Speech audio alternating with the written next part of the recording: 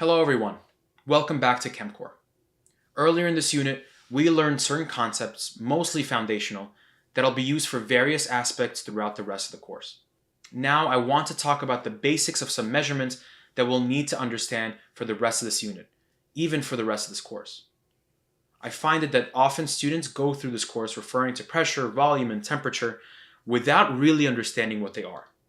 The first of our measurements, pressure, describes the amount of force exerted per unit of area. You can imagine it as how much you press per area that you press. We can use this definition to describe a gas more specifically. A gas, or one of the phases of matter we consider more deeply in a later unit, is usually the invisible stuff around you, including the stuff you breathe and the stuff you fart. The pressure of a gas is the force that a gas exerts per unit of area, usually on the container that holds it. The idea of pressure is more important in physics, but we need to understand what pressure means and the units we use for pressure.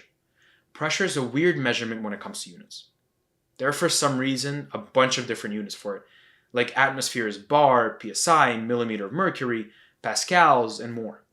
For this course, we focus on only two measurements, atmospheres and kilopascals.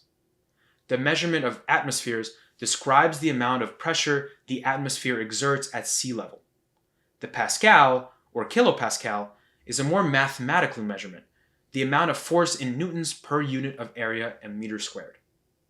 You don't need to know the definition of atmospheres and pascals, I just like to point it out. On your reference sheet, you're given a conversion factor between atmospheres and kilopascals, in which one atmosphere is equal to 101.3 kilopascals. Volume is a measurement we discussed in an earlier video when we considered density. Remember that volume refers to the amount of space that an object takes up. Volume can be measured in many ways, and the unit for volume is usually meters cubed, or cubic meter, also liters. Temperature is the measurement of the intensity or amount of heat in an object. This measurement more closely measures how much energy the tiny particles of an object have, a concept we're going to explore more deeply in a later unit. In chemistry, we use two different scales for temperature, Celsius and Kelvin. Celsius is based on the properties of water, measuring water freezing at 0 degrees Celsius and boiling at 100 degrees Celsius. Kelvin is based on the thermodynamic properties of all objects, making the very lowest temperature a substance can be 0 degrees Kelvin. The conversion between Celsius and Kelvin is super easy. Kelvin is just Celsius plus 273.15. This conversion is also on your reference sheet. Often, we measure the properties of a substance or object at the most baseline conditions. We call this baseline condition standard temperature and pressure. Standard temperature is defined as 273.15 degrees Kelvin and 1 atmosphere.